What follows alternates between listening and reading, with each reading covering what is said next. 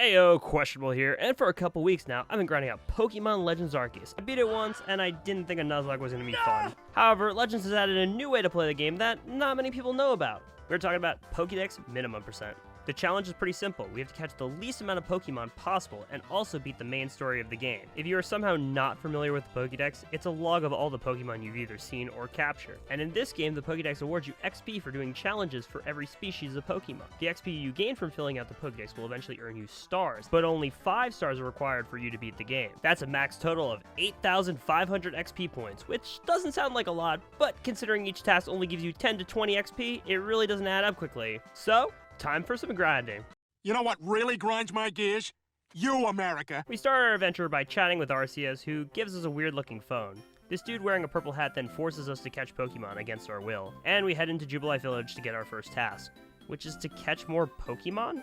However, we shrug, drop kick a Togepi, and head towards the Obsidian Fieldlands. And if you didn't know already, I actually stream, so come check me on Twitch, where I'm live right now. Fake Dawn tells us to catch more Pokemon, or else we're fired, so we catch Bidoof, Starly, and Shinx. And these 3 alone would be enough to get the first star, no problem. But this is where I have to explain a few things. When I first started this run, I wanted to see how small I could make the Pokédex and still beat the main story of the game. But due to some time constraints and a need to put up a video, I decided to stick to caught logs only. For most of the run, I do use scene logs. You could try it for yourself, but it's really difficult. Let's continue. She's gonna be like, "You only caught 4 Pokemon? Are you kidding me?" After getting our first star, we crushed a few kids in rock, paper, scissors, and fought a giant bug.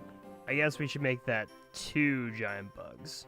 I soon realized I'm gonna need a lot more XP if I'm going to continue this run. So I caught Kricketune, Pikachu, and I evolved my Starly. I also caught Eevee and evolved into Leafeon, earning us our 2nd star. But look at all the stars you have.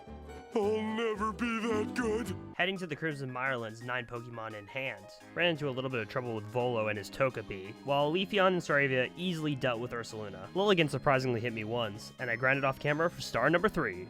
Before heading to Cobalt Coastlands, I caught many Cricketots, Munchlax, and Zubats, making our total 40 Pokemon. No, 12 Pokemon. There are dozens of us. Dozens! In Cobalt Coastlands, we have to catch our final required Pokemon of the run, Dusclops. And so we cooked some food and handed it to a giant fish. The irrelevant sea crew decided to kidnap a small child. They literally just took the wrong Growlithe. What the fuck? And of course they begged us to go save him.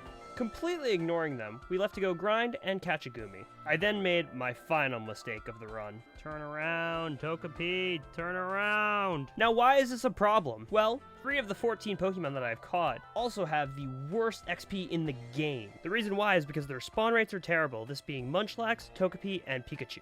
I tried to juice as much XP as I could, but sometimes it wasn't worth it. Unfortunately, to continue, we have to battle the Sea Crew, and for the first time, we realize how hard these battles will be going forward. But lucky for us, Arcanine was a straight wash, and so we packed our bags, caught a Scorpy, and landed the 4th star. I then caught a Toxicroak, which also made me realize that second evolved form Pokemon also have the most XP.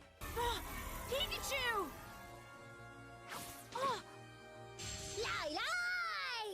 Coronet Highlands was mostly a cakewalk. We had a few battles, but it was nothing that our team couldn't handle. The real difficult part was the Electrode fight, where we almost died, but lucky for us, we stayed on our feet, winning the battle. At 17 Pokemon caught, I thought it would be a good idea to get up to 20 and grind off the XP from that. So we headed back to the first area to catch a Geodude, Mr. Mime, and a Mr. Mime Jr. Oh, 5th star, dude, 5th star, let's go. Now, it's time for Endgame. However, Endgame is truthfully no different from the normal casual playthrough. You do a bunch of fetch quests, battle an Ice Cone monster, get kicked out of the village, obtain the red chain, and head towards Mount Coronet. Instead of making us food, Benny decides to challenge us first. I was able to win due to a clutch Leafeon Calm Mind, but Benny did decimate most of my team. Luckily, this is the hardest fight of them all. Commander Komodo was unfortunately just a pushover, and Dialga got really angry once we used the red chain on him. We are forced to catch him, but we did it on the first ball. That was so easy. After running away from Palkia, we have to go back and craft the Origin Ball.